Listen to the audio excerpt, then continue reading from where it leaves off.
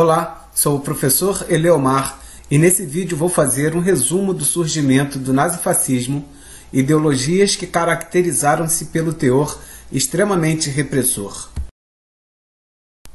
Após a Primeira Guerra Mundial, muitos países europeus passaram por grandes dificuldades políticas e econômicas, pois a Europa fora bastante destruída pela guerra. O Tratado de Versalhes, que encerrou oficialmente o conflito, impôs duras penalizações à Alemanha e fizeram surgir entre os alemães um sentimento de indignação. Os italianos também ficaram desapontados com o tratado, pois a Itália, que trocara de lado durante a guerra, não fora beneficiada como esperava no final do conflito. Todos esses sentimentos de angústias fizeram surgir na Alemanha e na Itália, respectivamente, o nazismo e o fascismo. Esses regimes tinham características e ideologias muito semelhantes. Ambos eram regimes totalitaristas. Nos sistemas totalitaristas, o líder ou o partido político detém amplos poderes sobre a vida pública e privada e assim representam o Estado. Hitler foi o principal líder do nazismo na Alemanha. Prometendo solucionar a crise alemã, foi nomeado chanceler em 1933.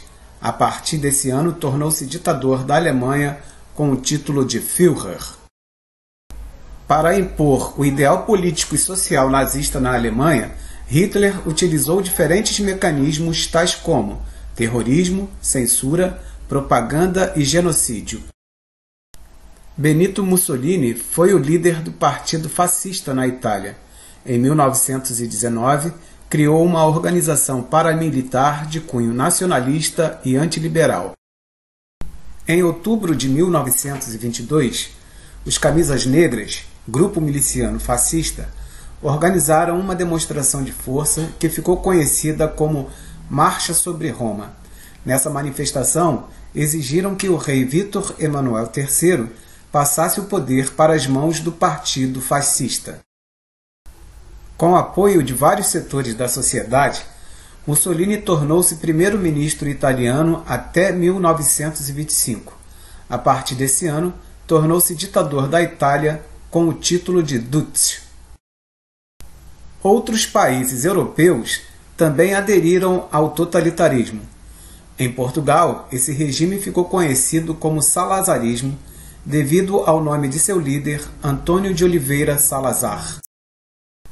Na Espanha, esse regime ficou conhecido como franquismo, também por conta do líder, que se chamava Francisco Franco. Lá na Espanha, houve uma guerra civil entre os anos de 1936 a 1939. A Frente Popular, que uniam diversos setores democráticos e de esquerda, lutaram contra as forças de direita liderados pelo general Francisco Franco. Em 1937, a Alemanha e a Itália ajudaram a instalação do franquismo, atacando uma cidade da Espanha chamada Guernica, que fazia oposição a Francisco Franco. A destruição de Guernica foi generalizada, matando milhares de civis. Essa tragédia inspirou Pablo Picasso a pintar um quadro que recebeu o mesmo nome da cidade que foi destruída. Uma das características dos regimes totalitaristas foi o culto ao líder. Os líderes exigiam ser ouvidos com atenção e entusiasmo.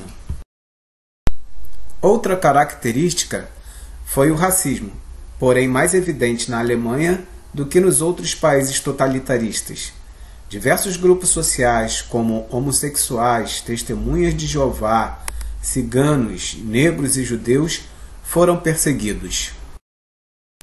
Hitler justificou todo esse preconceito através do arianismo, uma teoria absurda em que colocava o povo alemão como superior a todas as outras raças.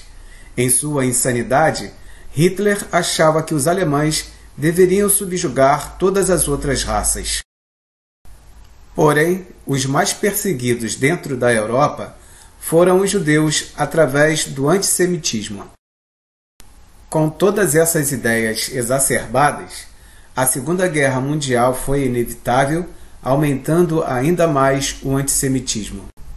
Foram vários tipos de torturas, culminando na solução final, onde milhões de judeus foram mortos nas câmaras de gás. Toda essa covardia durou até o fim da Segunda Guerra Mundial, quando os aliados venceram o conflito em 1945. Com a derrota da Alemanha, muitos prisioneiros foram libertados. Inclusive o sobrevivente Alexander Henrik Lax, que se dedicou a denunciar os horrores dessa insanidade e a incoerência do racismo. Testemunho exemplar, pois está mais do que comprovado a inexistência de qualquer superioridade racial. Somos, na verdade, como o próprio Alexander afirmou, pertencentes a uma mesma raça, a raça humana.